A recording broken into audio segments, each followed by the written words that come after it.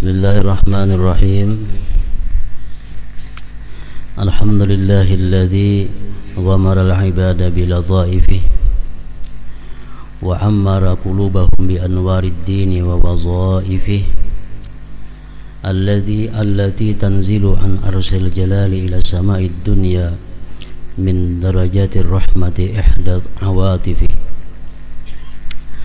فرق الملوك مع التفرد بالجلال والكبرياء بترغيب الخلق بالسؤال والدعاء وقال هل من داع فأستجيب له وهل من مستغفر فأغفر له وباين السلاطين بفتح الباب ورفع الحجاب فرخص للعباد في المناجاة بالصلوات كيفما تقلب بهم الحالات بالجماعة والخلوات ولم يقتصر على الرخصة بل تلطف بالترغيب والدعوة وغيره من ضعفاء الملوك لا يسمعه بالخلوة إلا بعد تقديم الهدية والرشوة فسبحانه ما أعظم شأنه وأقوى سلطانه وأتم لطفه وأعم إحسانه والصلاة على محمد نبيه المصطفى ووليه المجتبى وعلى آله وأصحابه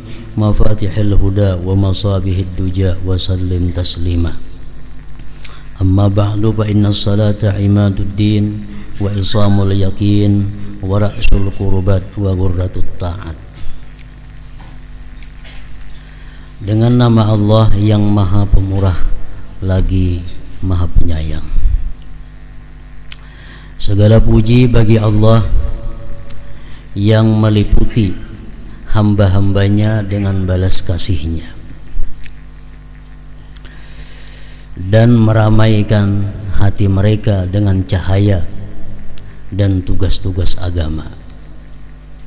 Tugas-tugas agama seperti sembahyang, membaca Al-Quran, puasa, itu tugas-tugas agama yang turun dari aras kebesaran ke langit dunia dari tingkat-tingkat rahmah, yaitu salah satu balas kasihnya. Salah satu di antara rahmat Allah Subhanahu wa ta'ala yang diberikan kepada hamba-hambanya adalah dalam hati mereka itu hamba-hamba tadi ramai dengan tugas-tugas agama, ramai dengan ibadah taat kepada Allah. Dia Allah berbeda dengan para raja, di mana Dia Allah menyendiri dengan kebesaran dan kebesaran, dengan menggemarkan makhluk untuk memohon dan berdoa. Itu perbedaannya dengan raja-raja dunia. Kalau raja-raja dunia kada suka diminta oleh rakyatnya, raja-raja dunia kada suka dimohon oleh rakyatnya. Kalau Allah Subhanahu wa ta'ala justru sebaliknya menggemarkan makhluk untuk memohon dan berdoa. Bahkan Allah marah kalau kita kada berdoa kepada Allah. Allah marah kalau kita kada minta kepada Allah. Dia berfirman, apakah ada orang yang berdoa maka aku perkenankan, dan apakah ada orang yang minta ampun maka aku beri ampunan. Dalam hadis yang sahih riwayat Imam Muslim, setiap malam Allah Subhanahu wa ta'ala mengutus malaikat ke langit dunia membawa pesan daripada Allah bahwa siapa yang berdoa Allah perkenankan, siapa yang minta Allah beri, siapa yang minta ampun maka Dia ampuni. Menurut sebagian hadis itu berlaku mulai sepertiga akhir malam. Ada yang mengatakan mulai sepertiga awal malam. Jadi artinya kalau sepertiga awal malam mulai pukul 10 kurang lebih Allah Subhanahu wa ta'ala sudah menawarkan kebaikannya, menawarkan kemurahannya kepada hamba-hambanya yang minta ampun diampuni, yang minta sesuatu diberi, sampai terbit fajar. Setiap malam yang demikian itu Allah menawarkan tadi. Dia berbeda dengan para sultan dengan membuka pintu dan mengangkat tirai. Maka dia memberi kemurahan bagi hamba-hamba dalam munajat dengan salat bagaimanapun keadaan itu berubah, di dalam jamaah maupun di dalam kesunyian. Artinya Allah Subhanahu wa ta'ala itu selalu membuka pintu rahmatnya kepada hamba-hambanya untuk bermunajat, baik secara berjamaah atau sendiri-sendiri. Dia tidak terbatas dengan kemurahan rukhsah, tetapi dengan menggemarkan dan menyerukan. Sedangkan selain dari para raja yang lemah-lemah itu tidak memberi kemurahan untuk bersunyi berada di tempat yang tidak ada orang lain kecuali setelah ia memberikan hadiah dan suap. Nah, lain hal raja-raja dunia. Kalau kita hendak berpandir empat mata lawan raja dunia, kita biasa memberi sesuatu dahulu kepada raja itu agar bisa bertemu dengannya, agar bisa berdua-duaan dengannya. Maka maha sucilah dia, alangkah agung urusannya, alangkah kuat kekuasaannya, alangkah sempurna balas kasihnya, dan alangkah merata kebaikannya. Artinya merata kebaikan Allah itu bukan hanya kepada orang yang beriman, tetapi orang yang kafir pun dalam dunia ini selalu dapat kebaikan Allah Subhanahu wa ta'ala.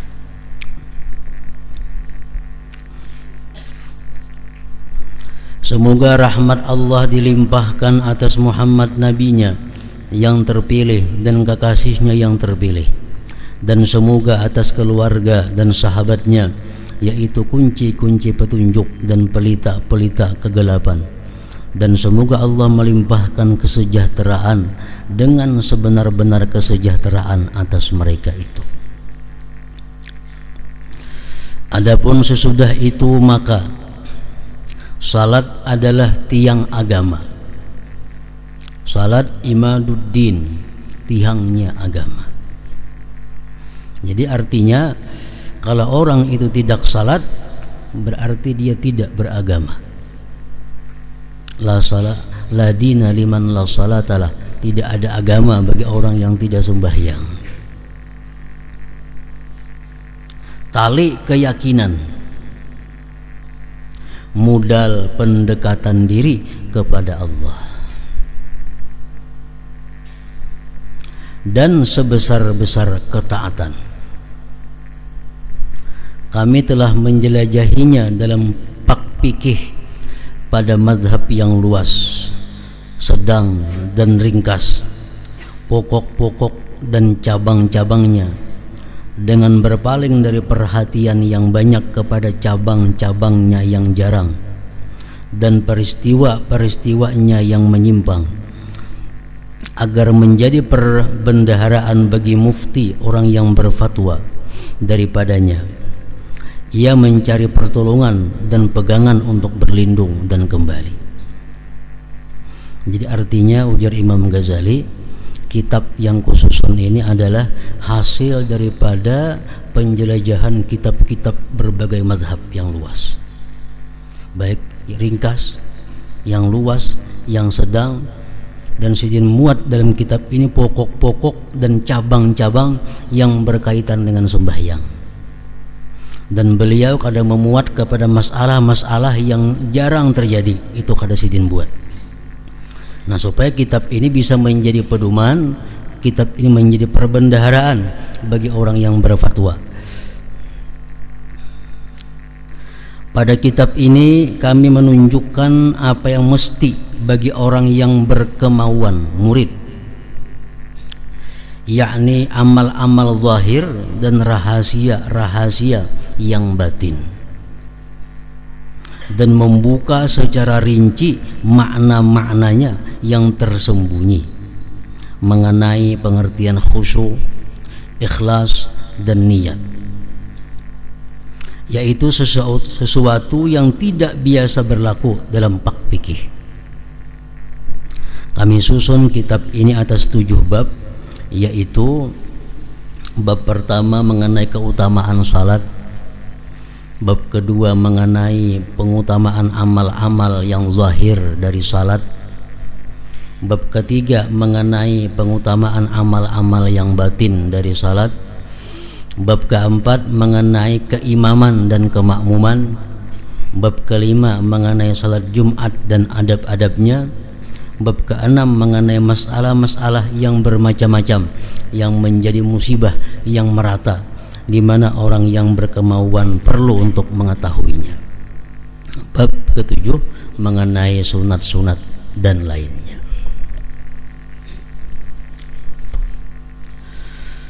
Bab pertama mengenai keutamaan salat, sujud, jamaah, azan dan lain-lainnya. Keutamaan azan didahulukan sidin karena sembahyang itu adalah dimulai daripada azan.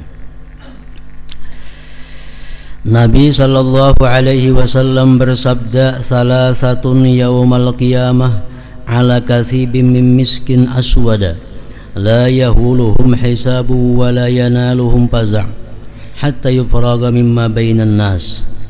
Rajulun qara'al Qur'ana batigha'a wajhillahi azza wa jalla wa amma biqaumin wa hum bihi radun.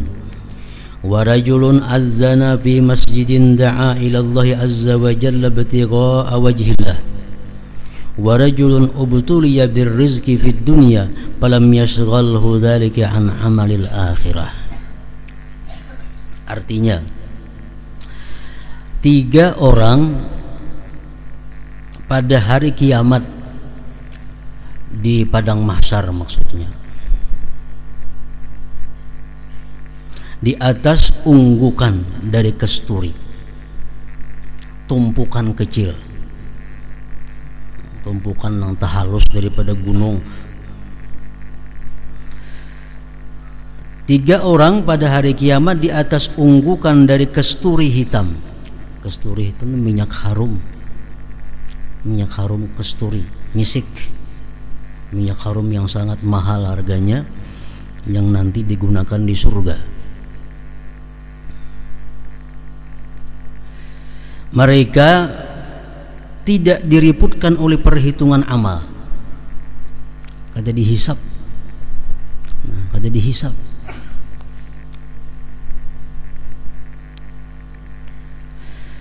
Dan mereka tidak dilanda keterkejutan.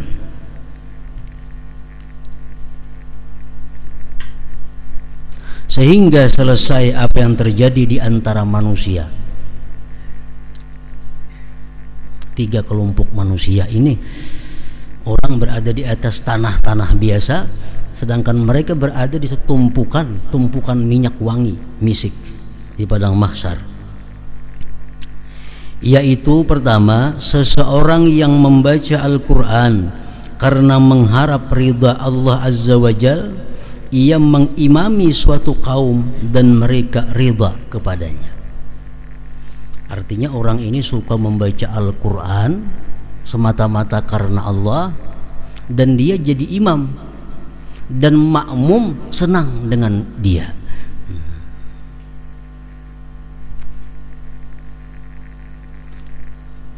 Gawiannya membaca Quran, ke masjid jadi imam, jamaah suka. Nah, itu kelompok yang pertama.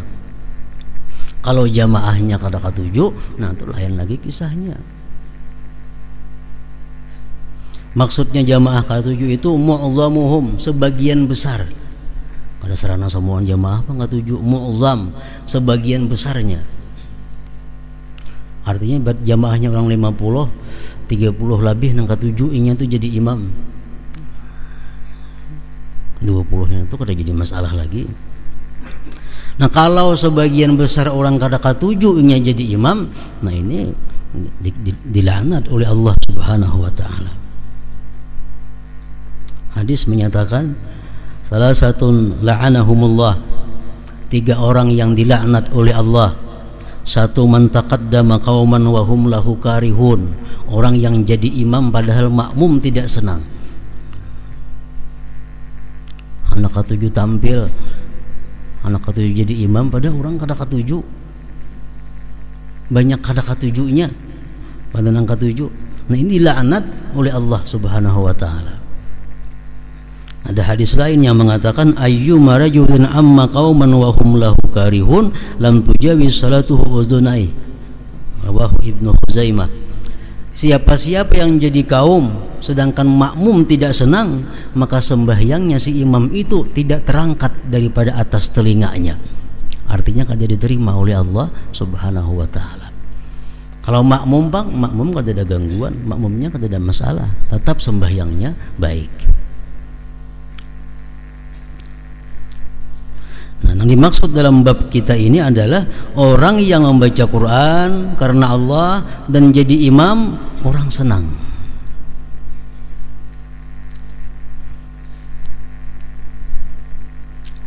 Yang kedua, warajulun adzana fi masjidin da'a ila Allah azza wa jal ibtigha'a wajhillah.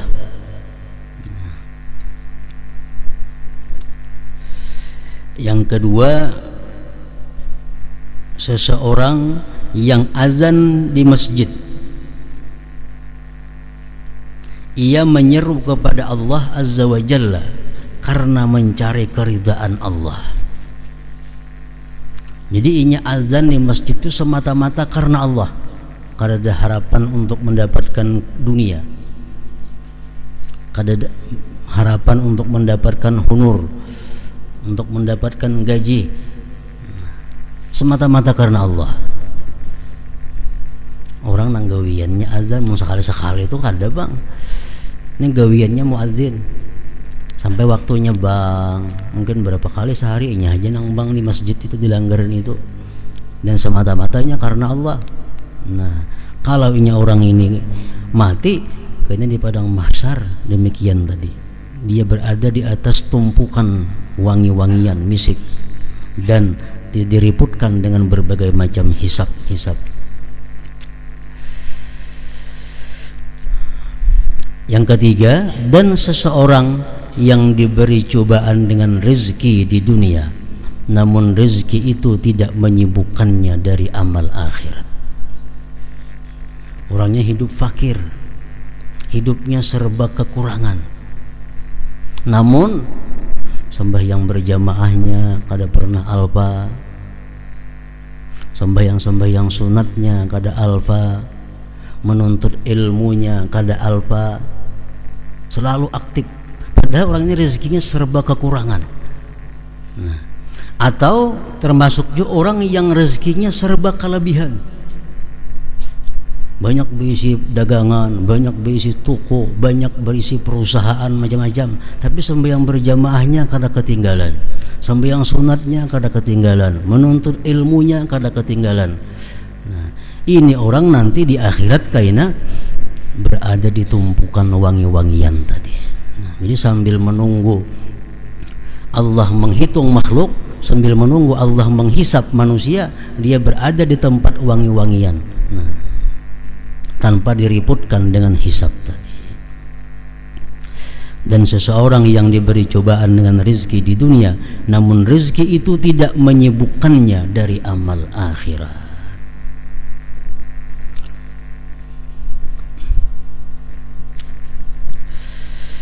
Dan Nabi sallallahu alaihi wasallam bersabda, la yasma'u nida'al muazzin jinnun wala insun wala syai'un illa syahida lahu yaumal qiyamah. Artinya tidaklah jin, manusia dan sesuatu mendengar panggilan muazzin melainkan mereka itu bersaksi baginya muazzin pada hari kiamat. Kita pernah mendengar si fulan itu bang, kita pernah mendengar si fulan itu azan, nanti kita di akhirat kita bersaksi menguntungkan dia, menguntungkan si muazzin itu. Makin banyak orang yang mendengar azan seseorang itu, makin banyak nanti saksi kebaikannya di akhirat. Hadis riwayat Bukhari dan Abu Sa'id. Dan beliau sallallahu alaihi wasallam bersabda, yadur rahman ala ra'sil muazzin hatta yaplagha min adzanih. Artinya tangan zat yang maha pemurah itu di atas kepala muazzin sehingga ia selesai dari azannya. Artinya orang yang muazzin itu sewaktu dia azan tangan Tuhan berada di atasnya. Arti tangan Tuhan itu ditakwilkan oleh para ulama khalaf, rahmat Tuhan yang khusus mengalir kepadanya di waktu dia muazzin itu. Yadur rahman ala ra'sil muazzin hatta yaplagha min adzanih. Dan ada yang mengatakan mengenai tafsir firman Allah Azza wa Jal, wa man ahsanu qawlan mimman da'a ila Allah wa amila salihah. Artinya siapakah yang lebih baik perkataannya daripada orang yang menyeru kepada Allah dan mengerjakan amal saleh. Ayat ini turun mengenai orang-orang yang azan muazzin. Maksudnya muazzin ini adalah muazzin yang salat berjamaah. Karena azan itu kita sembahyang sorangan sunat juga azan, tapi lain termasuk dalam fadilat ini. Fadilat yang kita baca ini adalah untuk muazzin yang dilanggar di masjid, di musala. Nah ini maksudnya.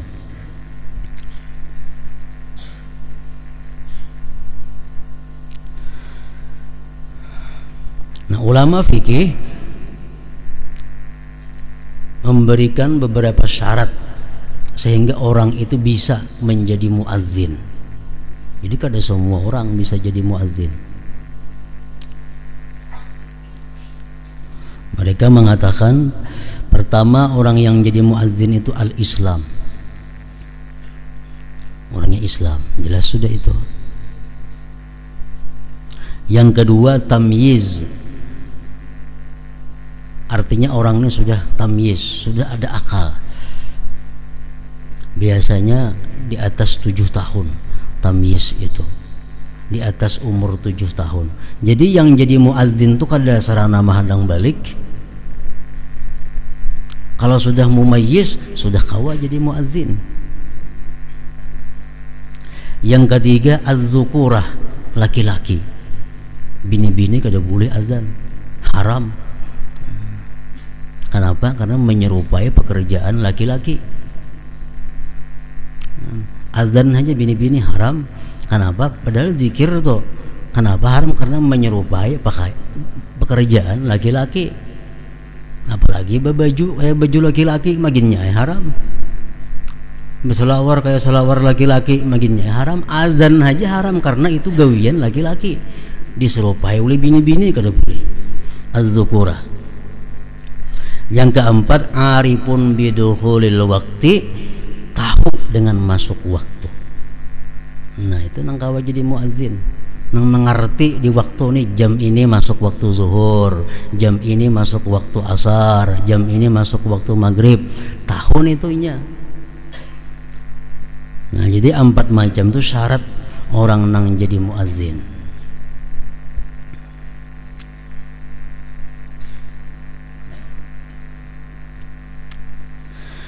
Dan Nabi sallallahu alaihi wasallam bersabda, idza sami'tumun nidaa faqulu mithla ma yaqulul muazzin. Artinya apabila kalian mendengar panggilan azan, maka ucapkanlah seperti apa yang diucapkan oleh muazzin. Hadis riwayat Bukhari dan Muslim.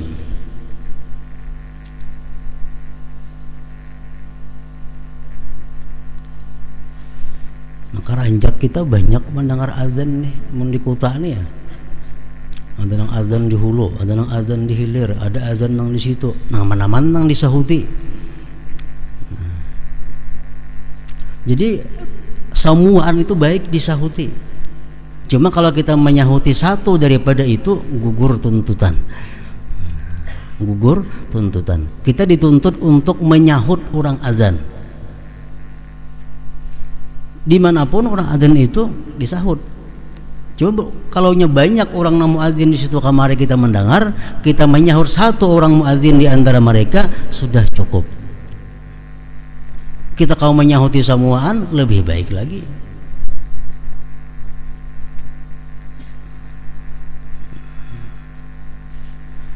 Sesungguhnya yang demikian itu menirukan ucapan muazzin. Nah, ini keuntungan untuk perempuan, keuntungan untuk bini-bini. Bini-bininya azan kada boleh, ini menyahuti dituntut, menyahuti dituntut. Jadi dapat juga ini fadilat azan itu. Sesungguhnya yang demikian itu menyahut azan tadi menirukan ucapan muazzin. Muazzin asyhadu an la ilaha illallah, kita pun asyhadu an la ilaha illallah, asyhadu anna muhammadar rasulullah, asyhadu anna muhammadar rasulullah. Kecuali pada dua hayya 'alas shalah, hayya 'alal falah, maka pada keduanya itu ia mengucapkan la haula wala quwwata illa billah. Hayya 'alas shalah, jangan hayya 'alas shalah aja menyahuti la haula wala quwwata illa billah. Jadi dalam istilah bahasa agama, bahasa Arab, hayya 'alah itu artinya hayya 'alas shalah, hayya 'alal falah. Yang kayak basmalah ya. Artinya apa? Bismillahirrahmanirrahim. Hamdalah, alhamdulillahirabbil alamin. Hauqalah, la haula wala quwwata illa billahil aliyil azim. Misalnya kita bersama-sama ujar membaca hauqalah. Kenapa hauqalah? La haula wala quwwata illa billahil aliyil azim. Membaca hasbalah, hasbunallah wa ni'mal wakil, ni'mal maula wa ni'man nasir. Itu singkatan-singkatan.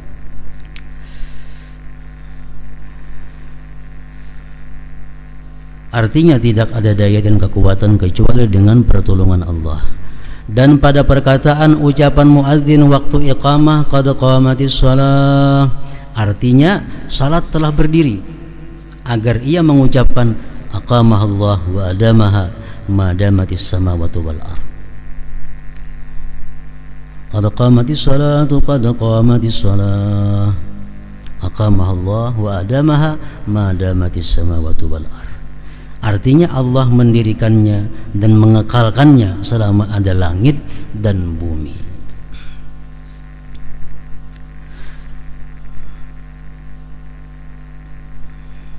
Jadi pendapat yang mu'tamad daripada ulama, kalau kita sembahyang berjamaah itu makmum tuh duduk aja sampai tuntung doa. Biasa kebanyakannya bilangnya si kamat nih, qad qamatis shalatu qad qamatis shalah, berdirian ha.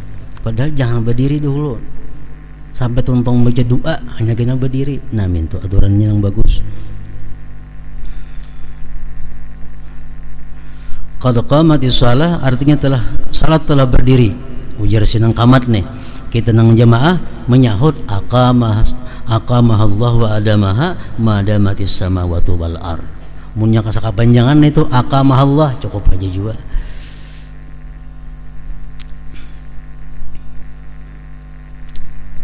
Dan ketika taswib itu ucapan as-salatu khairum minan naum pada waktu azan subuh. Itu khusus bang subuh aja, agar ia mengucapkan sadaqta wa barirta wa nasahta. Sadaqta, kamu benar, wa barirta, berbuat baik kebaikan, wa nasahta, dan memberi nasihat. Itu artinya as-salatu khairum minan naum. Jawabannya sadaqta wa barirta wa nasahta. Ketika selesai azan, ia mengucapkan Allahumma rabba hadhihi ad-da'wati tammah was-salatil qa'imah آتي محمدا الوسيلة والفضيلة والدرجة الرفيعة وابعثه المقام المحمود الذي وعدته إنك لا تخلف الميعاد. Artinya, wahai Allah Tuhan seruan yang sempurna ini, dan salat yang berdiri berikanlah kepada Muhammad akan perantaraan keutamaan dan derajat yang tinggi, dan bangkitkanlah beliau pada makam yang terpuji yang telah engkau janjikan, sesungguhnya engkau tidak menyelisihi janji. Nah, ujar Rasulullah dalam hadis beliau, siapa membaca doa tersebut sesudah azan atau sesudah qamat, halat lahu syafaati, orang itu pasti dapat syafaatku kaina di hari kiamat.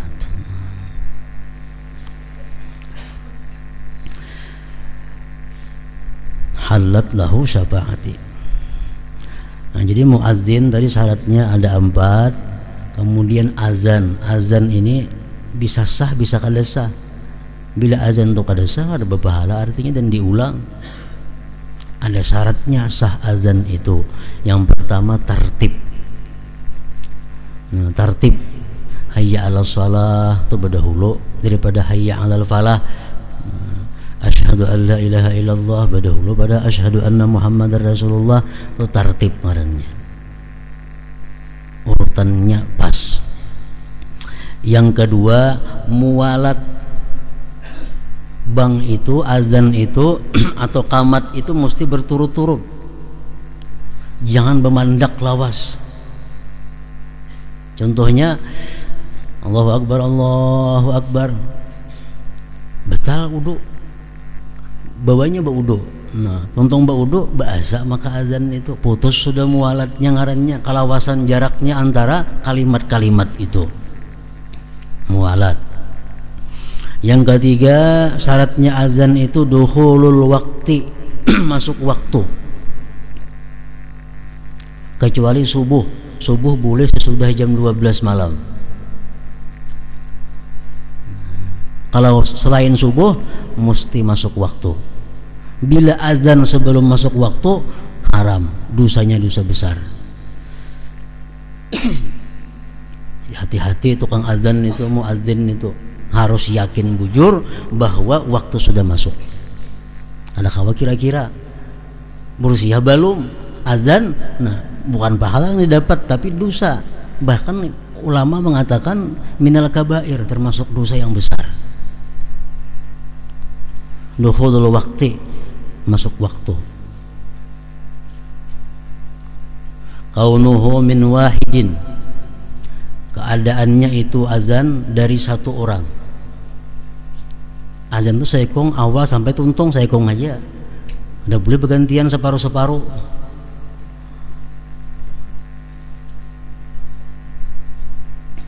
Kaunuhu bil arabiyyah, azan mesti bahasa Arab.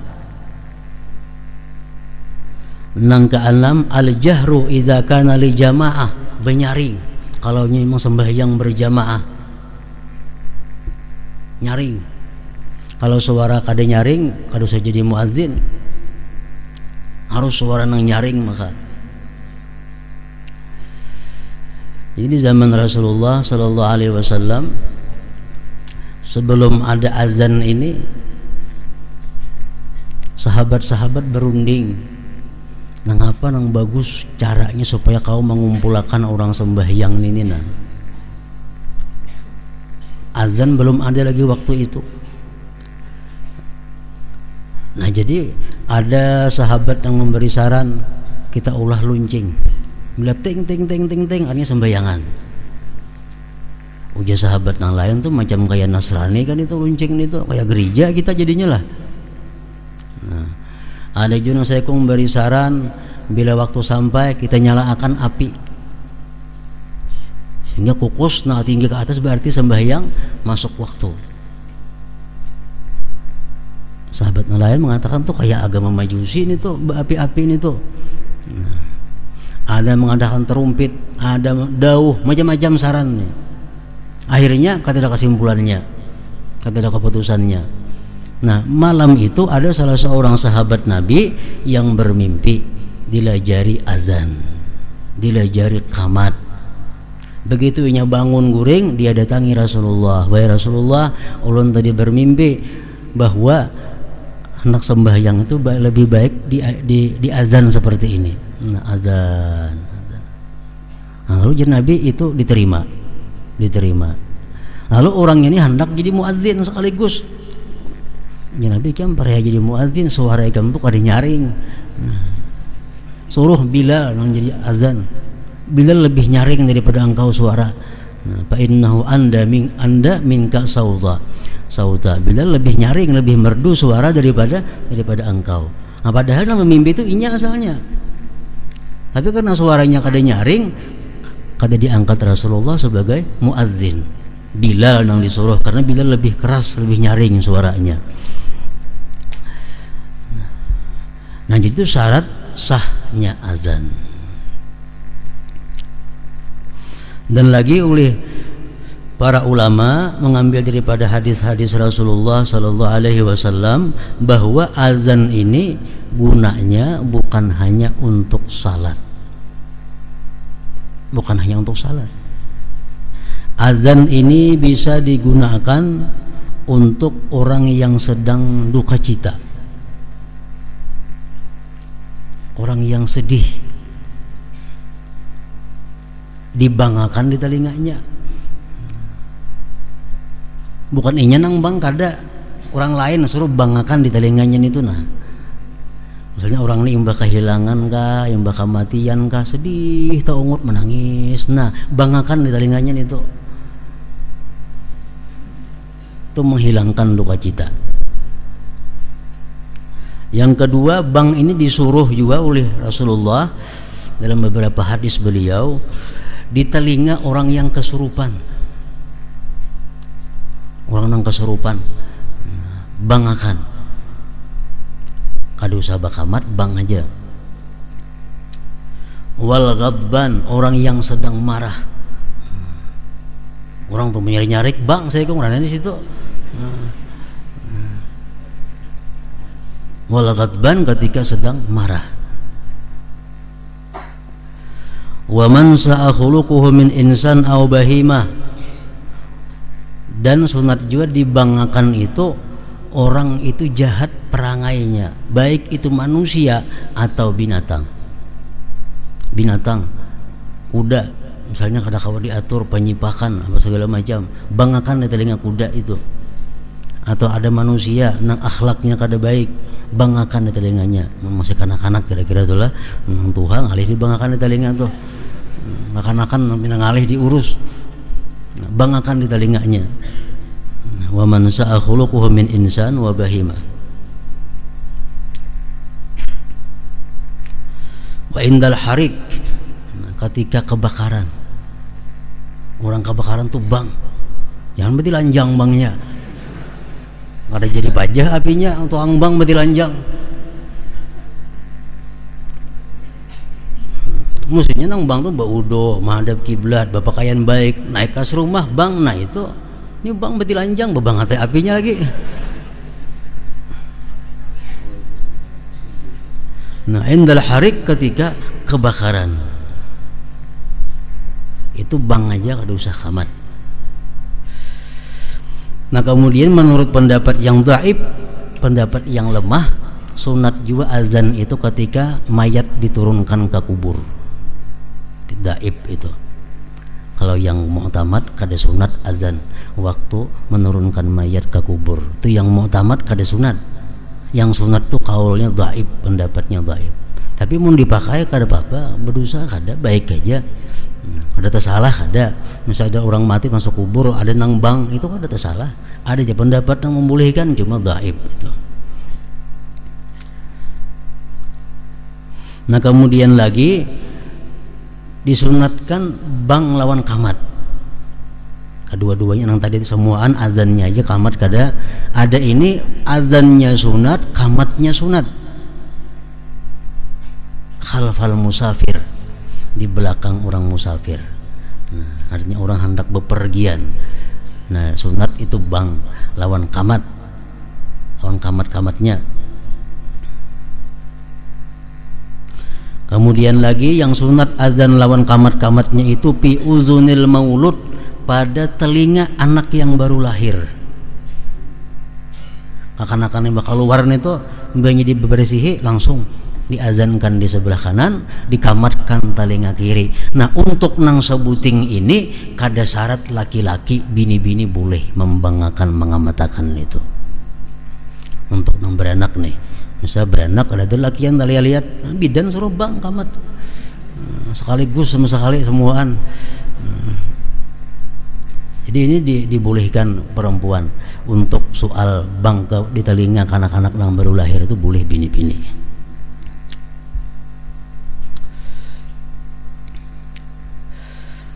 Sa'id bin Musayyab berkata, Sa'id bin Musayyab, boleh juga dibaca Sa'id bin Musayyib. Ini minantunya Abu Hurairah. Abu Hurairah sahabat Rasul, minantunya Sa'id bin Musayyab. Ini disebut tabi'in kabir. Tabi'in kabir, tabi'in yang tuha. Sa'id bin Musayyab berkata, barang siapa yang salat di tanah lapang, niscaya di sebelah kanannya ada malaikat yang salat, dan di sebelah kirinya ada malaikat yang salat. Jika ia azan dan iqamah, maka di belakangnya salat malaikat yang banyak seperti beberapa gunung. Nah, ini orang dalam perjalanan, orang dalam musafir. Nah, sampai waktu sembahyangnya di tengah jalan, di padang sawang, tempat kada ada orang. Sembahyangnya biasa, kada bebang, kada bakamatan. Itu malaikat ada hadir sebelah kanan kirinya aja. Tapi kalau nyabang lawan kamat-kamatnya, nah itu malaikat di belakang pun banyak bergunung-gunung jumlahnya.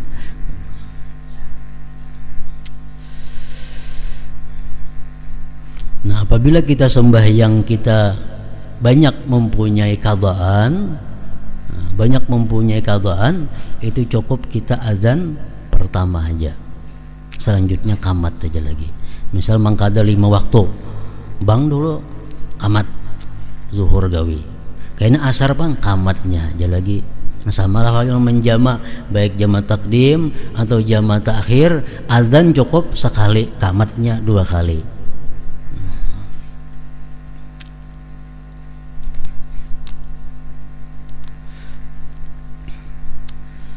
Nah, kemudian keutamaan salat fardu. فيا أيها الرجل منه شفاعة صلوا عليه سلموا تسليما اللهم صل وسلم